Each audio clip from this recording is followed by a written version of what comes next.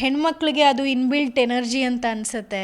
ಯಾವಾಗ ಮಹಾಕಾಳಿ ಆಗಬೇಕೋ, ಯಾವಾಗ ಲಕ್ಷ್ಮಿ ಆಗಬೇಕೋ, ಯಾವಾಗ ಅನ್ನಪೂರ್ಣೇಶ್ವರಿ ಆಗಬೇಕೋ, ಹೆಣ್ಮಗು ಆ ಅವತಾರಗಳನ್ನು ತಾಳ್ತಾ ಹೋಗ್ತಾರೆ.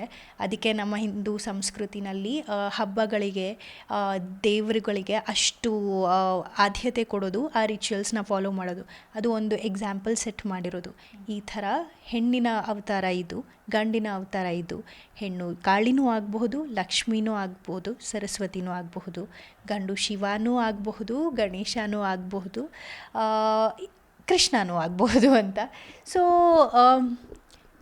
ಇದು ಈ ಜನ್ರೇಷನ್ ಅಂತಲ್ಲ, ಯಾವುದೇ ಜನ್ರೇಷನ್ ಆಗಿರಬಹುದು. ನಾವು ಒಂದು ಸರಿದಾರಿ ಅಂತ ತಗೊಂಡಾಗ ಸ್ಟ್ರಗಲ್ಸ್ ಅನ್ನೋದು ಇದ್ದೇ ಇರುತ್ತೆ. ಅದು ನನಗೆ ಅಂತ ಅಲ್ಲ, ನೀವೇ ಆಗಿದ್ರು ನಿಮ್ಮ ಫೀಲ್ಡಲ್ಲೇ ಒಂದಷ್ಟು ಸ್ಟ್ರಗಲ್ಸ್ ಅಂತ ಇರುತ್ತೆ. ಟೀಕೆ ಮಾಡೋರು ಇರ್ತಾರೆ, ನಿಮ್ಮ ಕೆಲಸ ಅಪ್ರಿಷಿಯೇಟ್ ಮಾಡದೇ ಇರೋರು ಇರ್ತಾರೆ, ನಿಮ್ಮ ಕಥೆ ಬಗ್ಗೆ ಇಂಟ್ರೆಸ್ಟೇ ತೋರಿಸದೇ ಇರೋರು ಇರ್ತಾರೆ. ಅದರ ಮಧ್ಯೆ ಅದನ್ನು ಮೀರಿ ನನ್ನತನ ಅನ್ನೋದನ್ನು ಪಡ್ಕೊಳ್ಬೇಕು ಅನ್ನೋ ಹಠ ಇರುತ್ತಲ್ಲ. ಏನು ಕೋಟಿ ಜನ ಇದ್ದಾರೆ, ಆ ಕೋಟಿ ಜನರಲ್ಲಿ ಇಷ್ಟು ಜನ ಕರ್ನಾಟಕದಲ್ಲಿ ಕನಸುಗಳನ್ನ ಕಟ್ಕೊಂಡು ಸಾಧನೆ ಮಾಡಬೇಕು ಅಂತ ದಾರಿ ಹಿಡಿದವರಲ್ಲಿ ನಾವು ಹಠ ಹಿಡಿದು ಮುಂದೆ ಹೋಗಲಿಲ್ಲ ಅಂದರೆ ನಾವು ಕಳೆದು ಹೋಗ್ತೀವಿ. ಹಠ ತುಂಬ ಮುಖ್ಯ.